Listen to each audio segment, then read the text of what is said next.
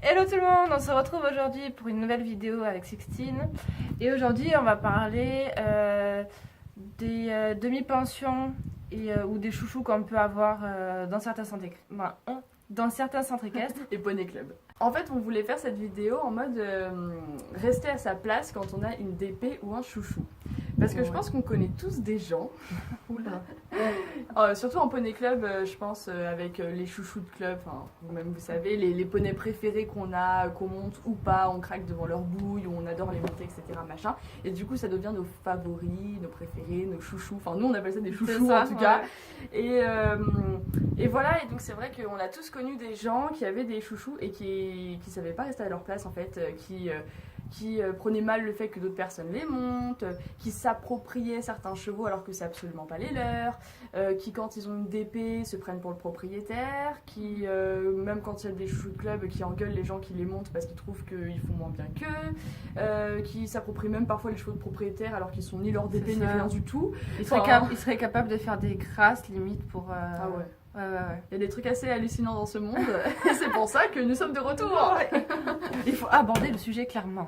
Voilà, il est temps, il est plus que temps de prendre les choses comme ça, comme des taureaux que nous sommes. Moi je suis un bélier. Voilà, et moi verso. Ceci étant dit, nous allons pouvoir commencer.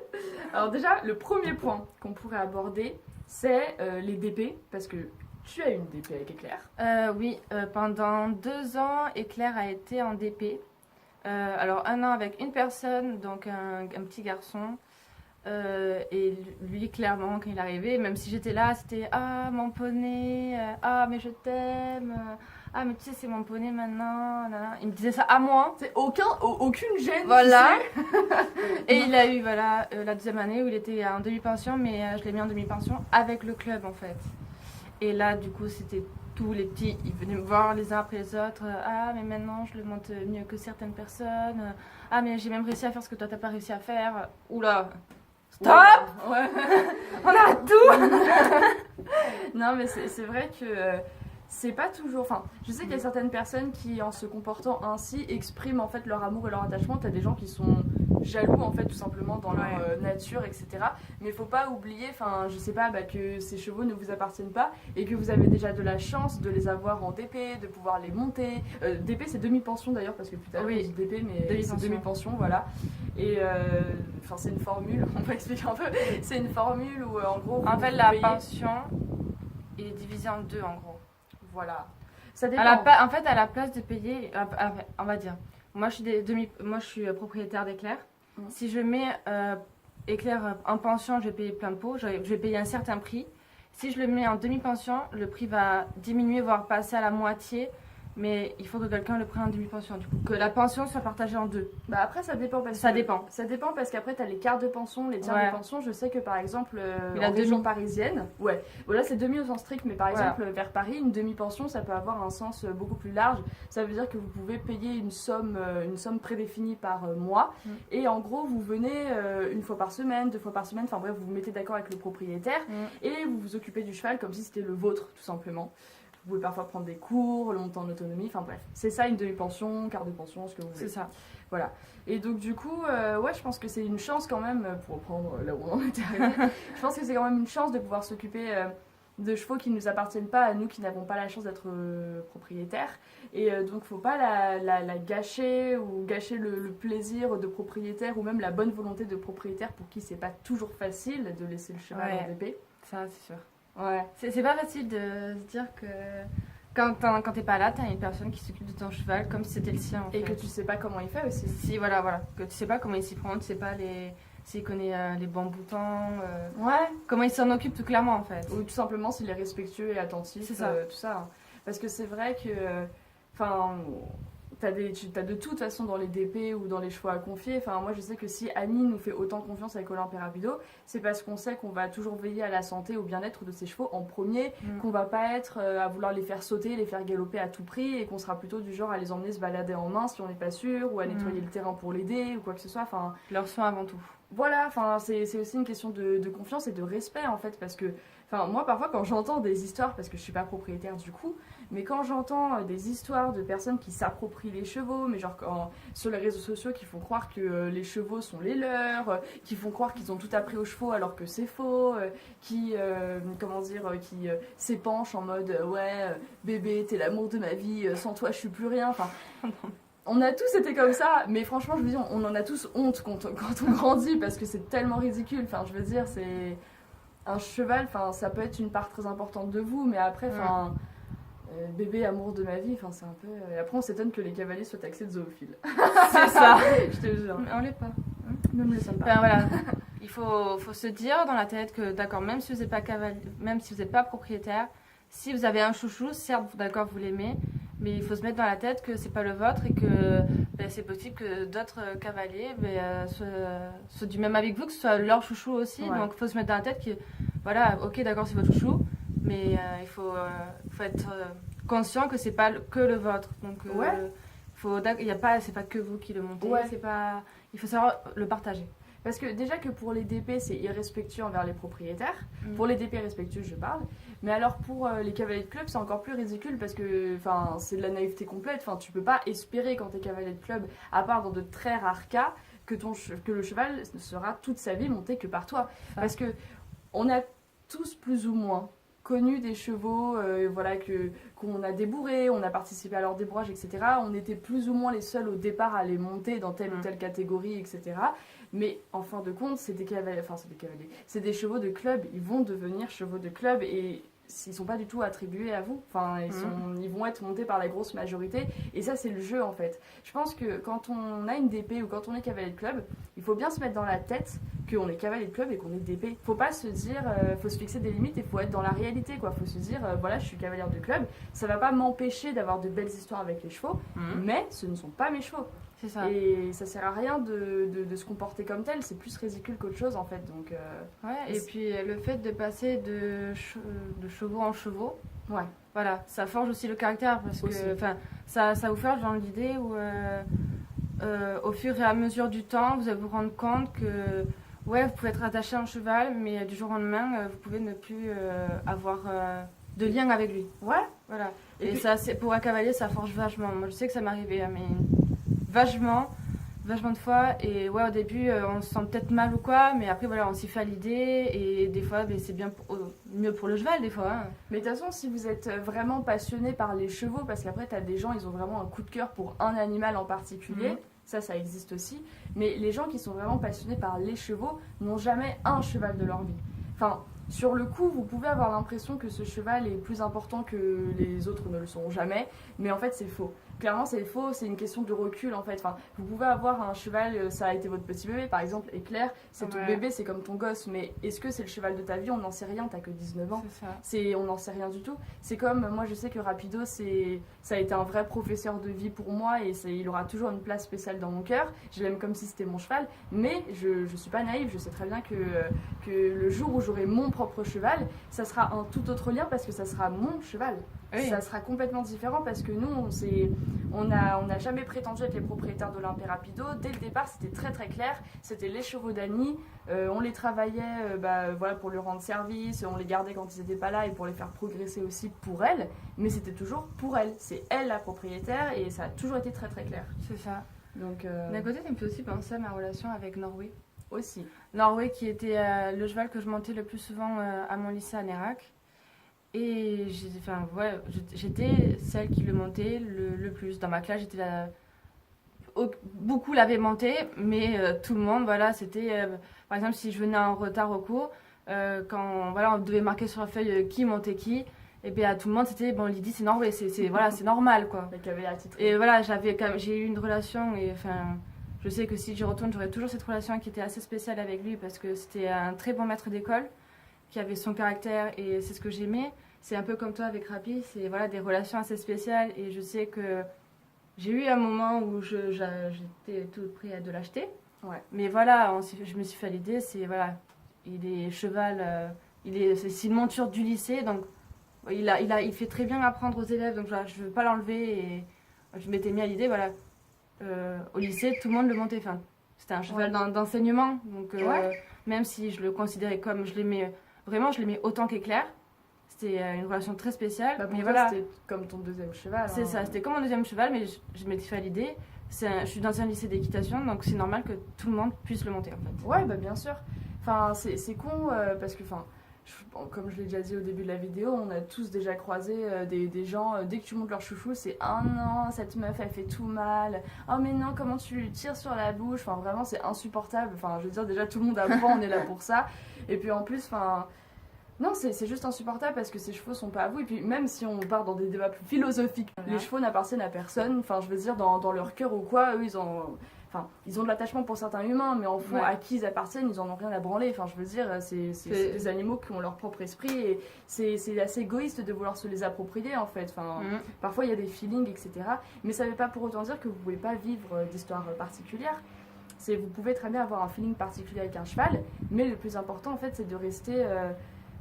raisonnable en fait, c'est raisonnable. Ah oui, clairement. Parce que souvent les gens, ils me demandent mais pourquoi t'achètes pas Rapido? Et en fait ils sont persuadés que si j'achète pas Rapido, c'est parce que Annie refuse de me le vendre. Alors que la vérité c'est que je n'ai jamais demandé à Annie de me vendre Rapido et que je lui demanderai jamais. Parce que Rapido c'est son cheval, c'est son bébé et que Rapido il est super bien chez elle et ça me viendrait pas à l'idée. Et c'est pas pour autant que je l'aime moins, mais c'est juste que tu peux avoir un lien avec un cheval sans forcément vouloir te l'approprier en fait. Oui. C'est ça être cavalier aussi, c'est rencontrer plein de cheval sur ta route en fait, tout simplement. Mais c'est égoïste de vouloir acheter à tout prix le cheval de quelqu'un. Aussi. C'est ça qui t'est proposé en fait. Ouais. C'est égoïste de penser à acheter un cheval alors qu'il est à une propriétaire qui est très bien là-bas et qu'elle a jamais pensé à le vendre. Voilà. Et puis en plus, faut pas se dire j'ai une histoire particulière avec un cheval. Personne n'aurait pu le faire, c'est totalement faux. Parce que c'est vrai que ça, c'est un truc aussi qu'on m'a souvent dit, c'est ouais, mais ce que tu as pu faire à pied avec Rapido, personne n'aurait pu le faire, c'est totalement faux. Faut être un petit peu humble dans sa vie quand même, mais c'est vrai que certains cavaliers manquent cruellement d'humilité, mais c'est vrai que c'est totalement faux. Si quelqu'un était venu et avait fait les mêmes exercices que moi, etc., Rapido aurait sans doute eu la même complicité qu'il a avec moi à présent. C'est une question de timing en fait. De timing, de personnalité, d'histoire en fait, tout simplement. Mais j'ai une autre histoire comme ça, c'est celle de Clémence et Tonnerre. Tonnerre était, est toujours, un Shetland de club que Clémence a beaucoup monté quand il est arrivé. En fait, il faisait tomber beaucoup de cavalières et du coup, elle était l'une des seules, si ce n'est la seule au départ, à le monter et elle a vachement contribué à son débourrage et à son dressage. Et il y avait vraiment un feeling particulier entre deux et franchement, je la ressentais cette petite étincelle, je ne saurais pas trop comment vous le dire. Mais... A contrario, Clémence, elle a jamais, et encore heureux, elle a jamais fait partie de ces cavalières qui s'approprient un cheval jusqu'à en devenir étouffant et on va le dire un peu con quoi. Enfin, je suis désolée si je heurte. Ouais, mais parfois c'est vraiment con quoi. Genre parfois c'est vraiment tu peux pas toucher le poney, c'est leur poney quoi, alors que c'est des poneys de club quoi. Tu vois, genre c'est débile parfois, mais genre vraiment. Et Clémence, en fait, c'est ça qui était très beau dans sa relation avec Tonnerre, c'est que elle était tellement sûre de ce qu'elle vivait avec Tonnerre, elle savait où elle en était avec lui, elle savait comment elle l'aimait, que du coup, que d'autres personnes le montrent ou d'autres personnes l'aiment, elle s'en foutait. Parce qu'elle disait, ça c'est leur histoire avec Tonnerre, ça c'est ce que fait Tonnerre avec eux très bien, moi tout ce qui m'importe c'est mon histoire avec Tonnerre. Ça c'est beau. C'est très joliment dit. Ouais, merci. Mais c'est surtout, c'est elle qui me l'a dit comme ça, et c'était impressionnant parce qu'à l'époque, Clémence, elle avait 11 ans, quelque chose comme ça.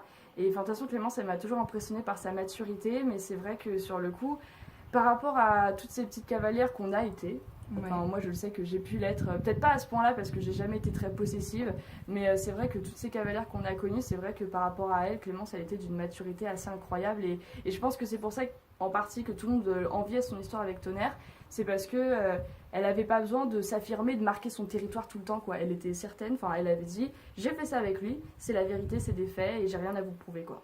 Ah ben oui, elle avait raison. C'est beau, elle avait bien raison, bien raison. Donc voilà, pour moi, faut rester à sa place et puis... C'est comme les relations qu'on a toutes les trois avec Rapido, Olympe et Éclair.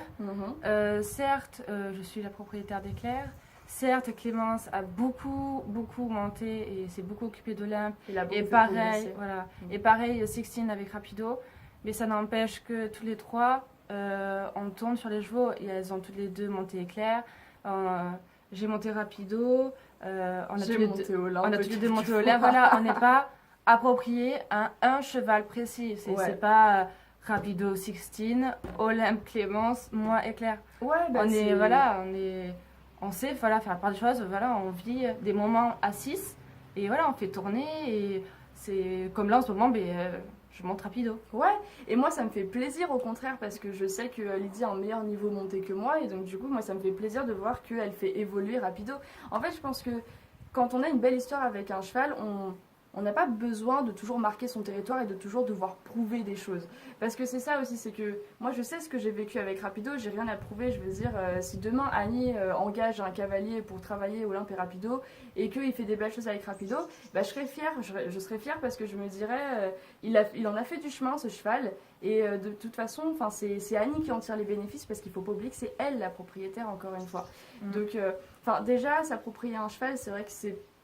Enfin, quand on est sa propriétaire, toi, vis-à-vis des Claire, ça serait plus légitime. Mais Clémence et moi, ça serait carrément déplacé qu'on s'approprie Olympe et Rapido parce que c'est absolument pas nos chevaux en fait.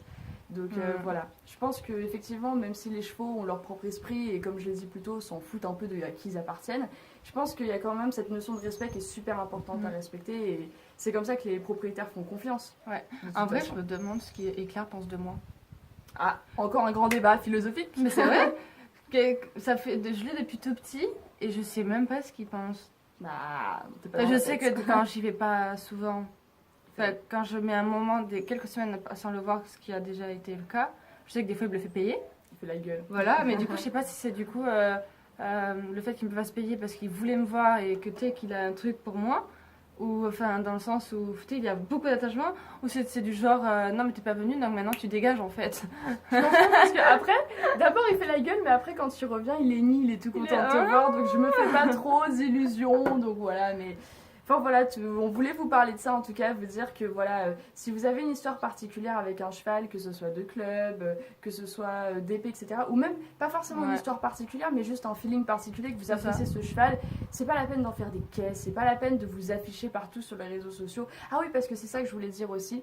C'est que moi sur ma chaîne YouTube j'affiche Olympe et Rapido et Clémence aussi sur sa chaîne mais j'en ai jamais profité. J'en ai jamais profité pour descendre Annie, j'en ai jamais profité pour me revendiquer comme la propriétaire légitime d'Olympe et Rapido et c'est vrai que moi ça me gêne tout le temps en fait quand des gens me disent c'est toi la vraie propriétaire d'Olympe et Rapido parce que c'est toi qui les monte, c'est toi qui les fait progresser.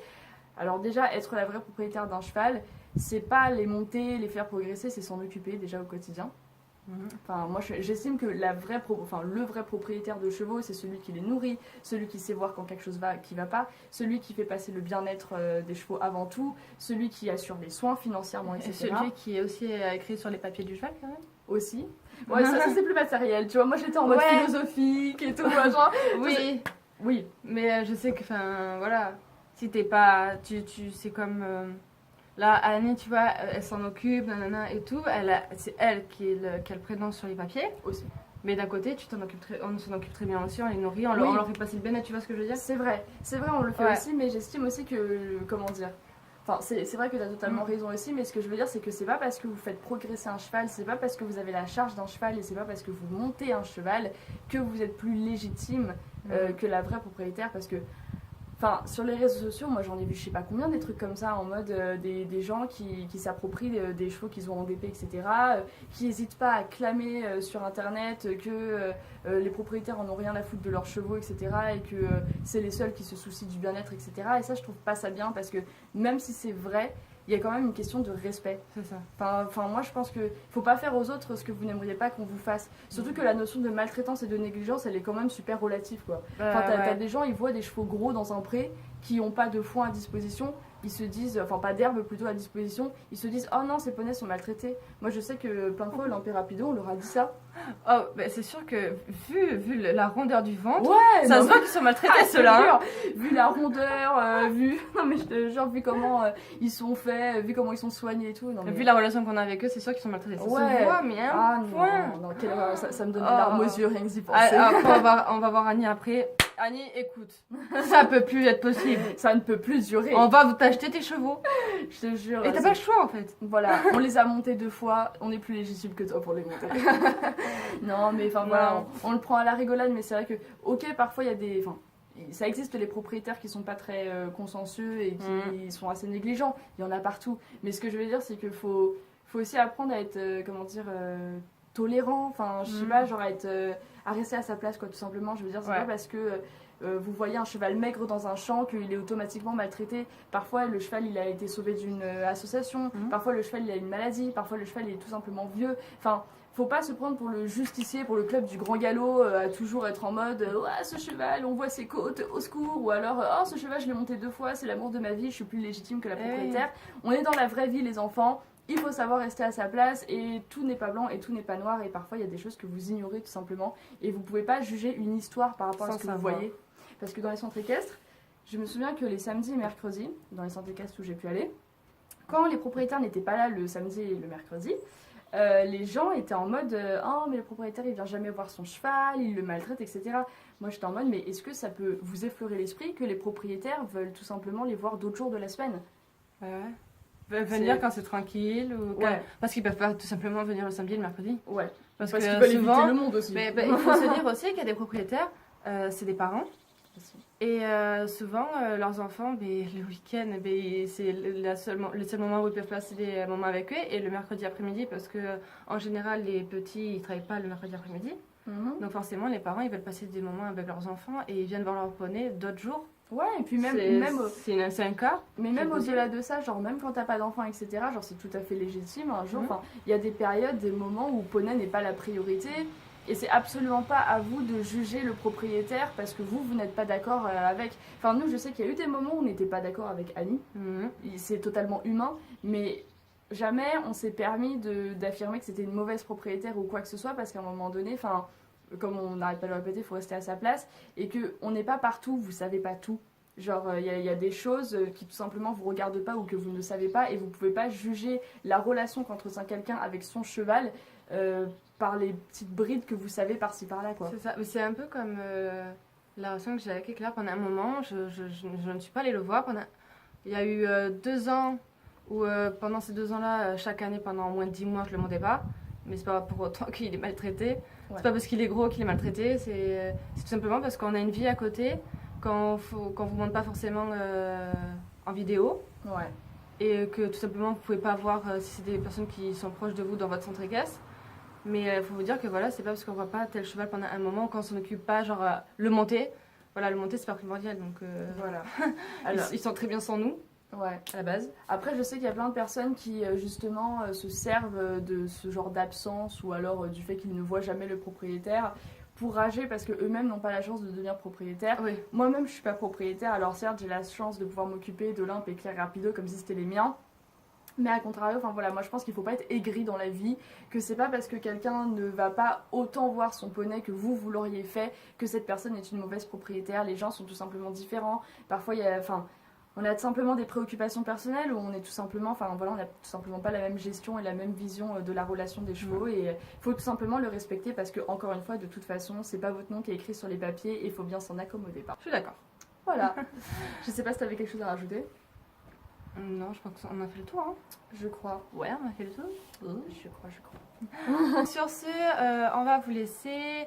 Mettez en commentaire ce que vous pensez, si vous êtes d'accord, si vous l'êtes pas, si vous avez eu si vous avez eu des belles histoires. Ouais, des belles histoires. Si vous avez entendu parler, voilà, de petites choses par rapport à des DP ou voilà, des petites histoires qu'on aimerait bien savoir.